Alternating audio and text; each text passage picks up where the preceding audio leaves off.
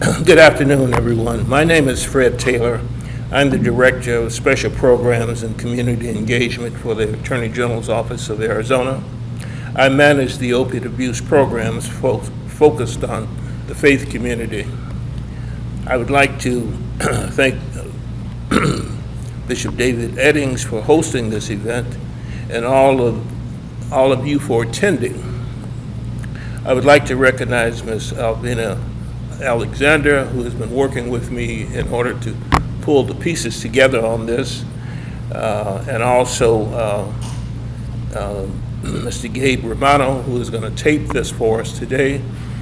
And I want to mention someone else too, Ms. Johnson, who came all the way from Mesa today. Thank you very much for making that effort. We greatly appreciate your support. Bishop Eddings, would you be so kind to come up and do the opening prayer for us?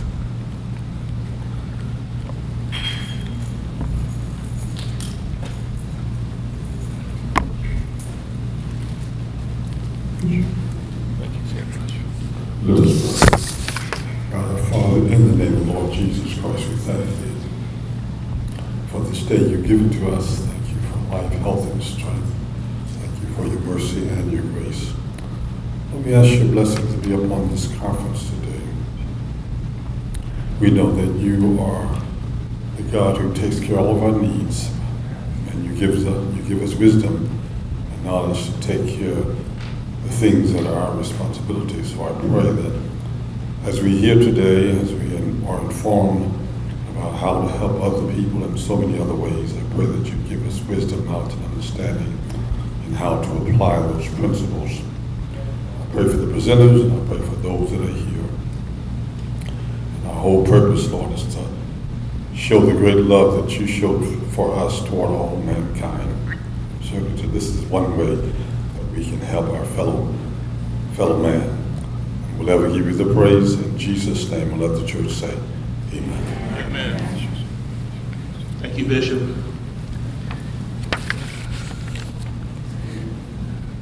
Before we actually get into the phase of the presentation, let me sort of bring you up to date in terms of what we're up against.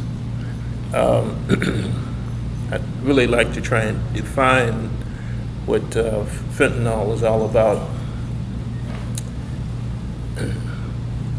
Allow me to update you on where we are as it relates to fentanyl. Because of COVID-19, all the air was sucked out of the room. All of the resources were diverted to COVID-19 and most of the prayers. Fentanyl is a drug of choice in Arizona today, and it's more deadly than COVID-19. You can consume one M30 tablet and lose your life, and you're going to hear more about what the M13s are all about. Because of all the effort that was focused on COVID-19, this allowed the cartels to flood Arizona with fentanyl. Oh, okay, thank you. How dangerous is fentanyl? In 2018 in Ohio, a drug bust of 40 pounds of top-grade fentanyl was made. The DEA officer indicated that the 40 pounds of fentanyl could kill all of the residents of Ohio 3 times.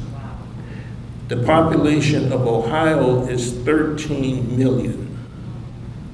40 pounds of fentanyl will kill 13 million people. Arizona's population is a little over 7 million. It gives you an idea of what we're up against, and we are being flooded by fentanyl. Excuse me, did you say Arizona is 7 million or 86? No, Arizona is 7 million.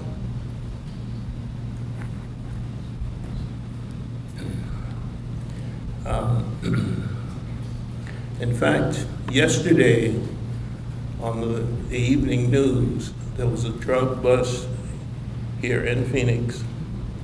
A young lady was busted. She looked like she could have been high school age or certainly early 20s.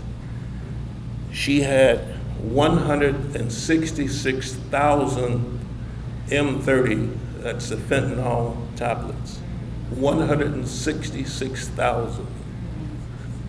And in the past, when I first arrived here 30 years ago, when crack cocaine was the rage, all of the drugs pretty much flowed through the drug gangs. That is no longer the case. Another situation, about a year ago, there was a young lady that got busted on one of the high school campuses. She had 3,800 fentanyl tablets on her, twice the population of that school. This is what we're up against, and this is what we're going to try and educate you about today, so that when we can move forward, we'll be able to do something about this. If we all work together, as I indicated, our effort is focused through the faith community. There are churches all over Arizona. There are churches where there's no police station. There's churches where there's no fire stations. There are churches where there are no hospitals.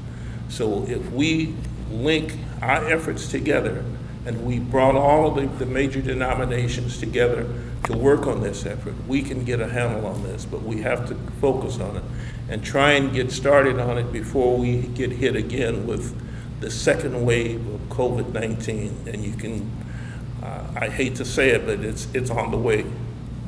And what we're gonna do in the very near future is record our presentations so that we can be able to distribute those to the churches and the mosques, the temples, and without exposing anyone to COVID-19, because I would hate to have that situation occur. So that's what we're up against, and we're working towards getting the presentation that you're gonna see today. It'll be, we'll put it on a thumb drive, and you can play it at the church. And then after it's played, our team can come on through Zoom and do Q&A, just like we're gonna do Q&A with you this afternoon.